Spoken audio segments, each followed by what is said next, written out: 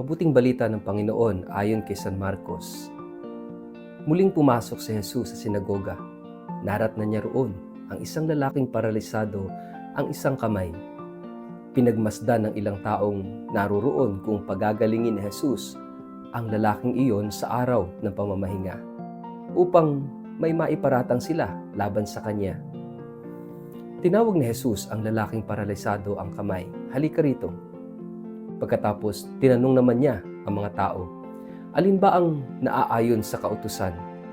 Ang gumawa ng mabuti o ang gumawa ng masama sa araw ng pamamahinga? Ang magligtas ng buhay o ang pumatay? Ngunit hindi sila sumagot. Tiningnan ni Jesus ang mga taong nakapaligid sa kanya. Nagalit siya at nalungkot dahil sa katigasan ng kanilang mga puso. Pagkatapos, sinabi niya sa may sakit, "Iunat mo ang iyong kamay." Iniunat naman ng lalaki ang kanyang kamay at ito'y gumaling. Umalis ang mga Pariseo at agad nakipagsabuatan sa mga tagasunod ni Herodes upang maipapatay si Jesus. Ang mabuting balita ng Panginoon. Word of the day, hear what God has to say.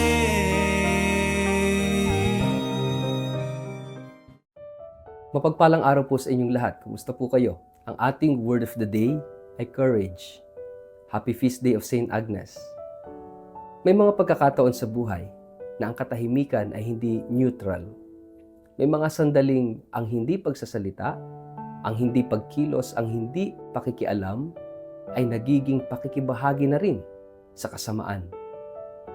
Ito yung mabigat ngunit malinaw na katotohanang ibinubunyag ng ating ebanghelyo ngayon.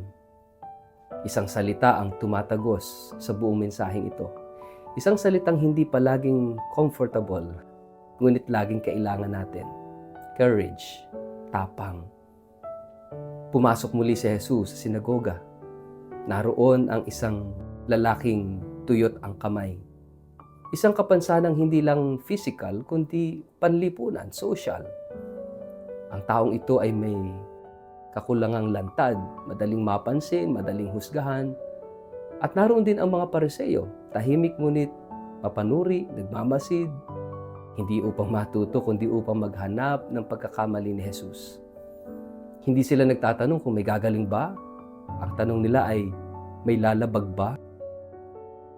Sa gitna ng sinagoga, isang lugar na dapat sana'y tahanan ng awa, naroon ang tensyon sa pagitan ng buhay at ng batas, ng habag at ng legalismo. Tinawag ni Jesus ang lalaki at pinatayo sa gitna. Isang kilos ng tapang sapagkat sa sandaling iyon, hindi na lamang ang kamay ng lalaki ang nakataya, kundi ang kahulugan ng pananampalataya mismo.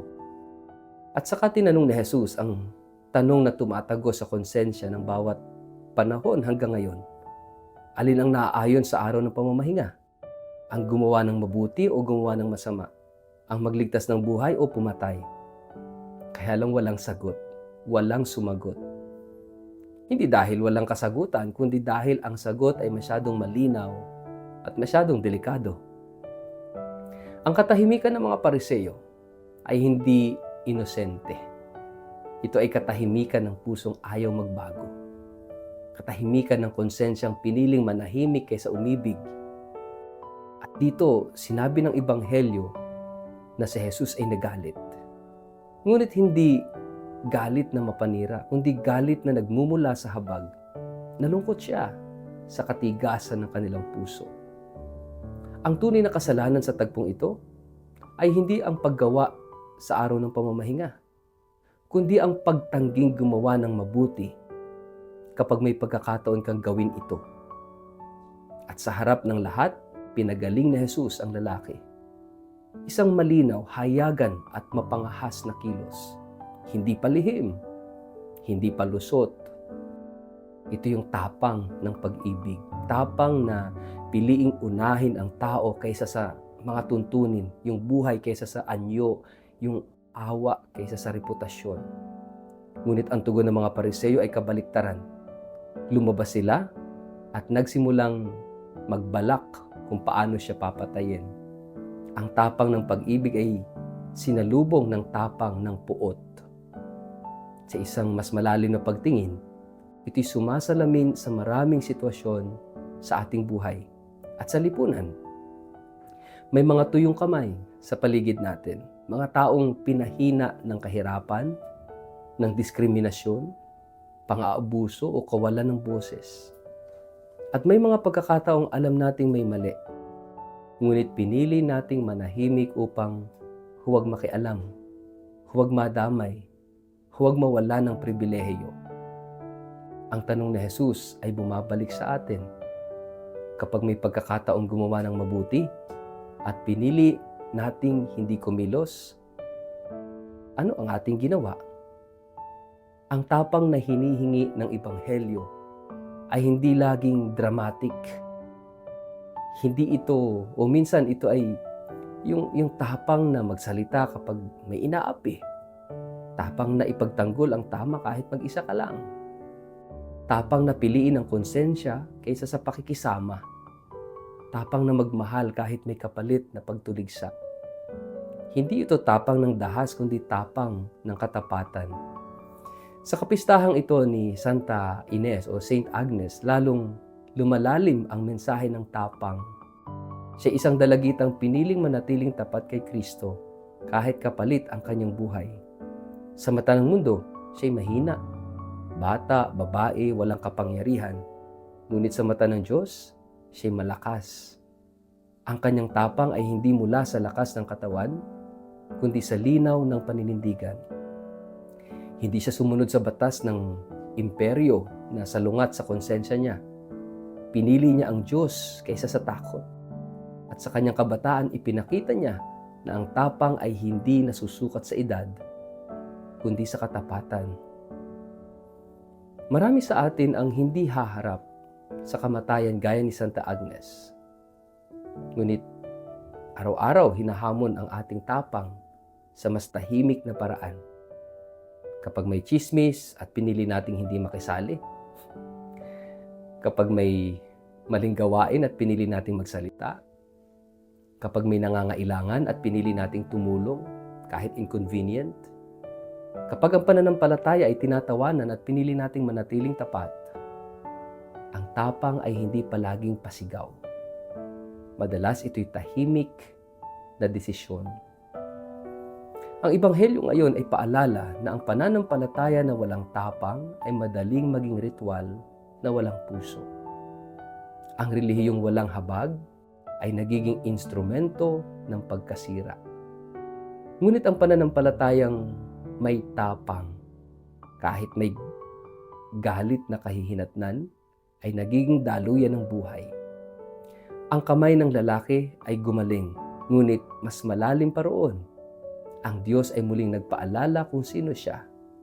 Diyos ng buhay, hindi ng pagkakasakal.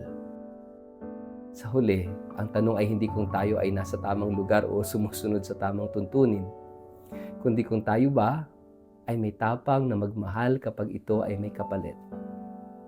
Sapagkat sa harap ng Diyos, ang hindi paggawa ng mabuti kapag may kakayahan ka naman, ay isang pagkakataong pinalampas, isang buhay na hindi natin tinulungan, isang sugat na hindi natin hinipo.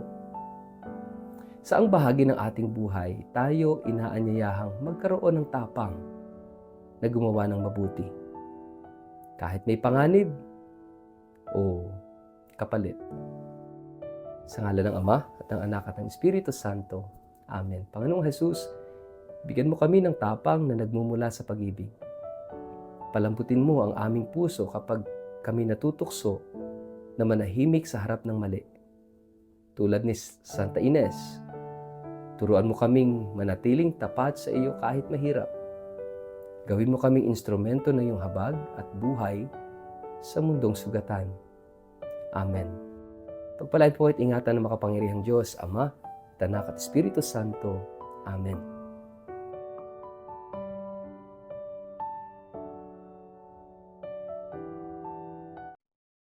Ikinagagalak naming ipaalam sa inyong lahat ang muling pagbubukas ngayong taong ito ng Hope Center, isang ligtas at mapagkalingang lugar para sa mga nangangailangan ng paggaling at panibagong pag-asa sa buhay. Ang Hope Center ay bukas para sa mga individual na dumaranas ng mild to moderate cases of addiction. Kabilang na po rito yung pagkakalulong sa droga, pagsusugal, alkoholismo, digital addiction gaya po ng internet addiction, online gaming addiction, at syempre yung online gambling addiction. Mga kapatid, layunin po ng Hope Center na magbigay ng holistic na paggaling, physical, psychological, spiritual, at social healing sa pamamagitan ng maayos na programa ng pag-aalaga, ng paggabay, at pagbabagong buhay. Kung ikaw po o ang isang mahal sa buhay ay naghahanap ng tulong, pag-asa, at bagong simula, bukas po ang aming pintuan para sa inyo. At para po sa mga interesado, makipag-ugnayan lamang po kayo.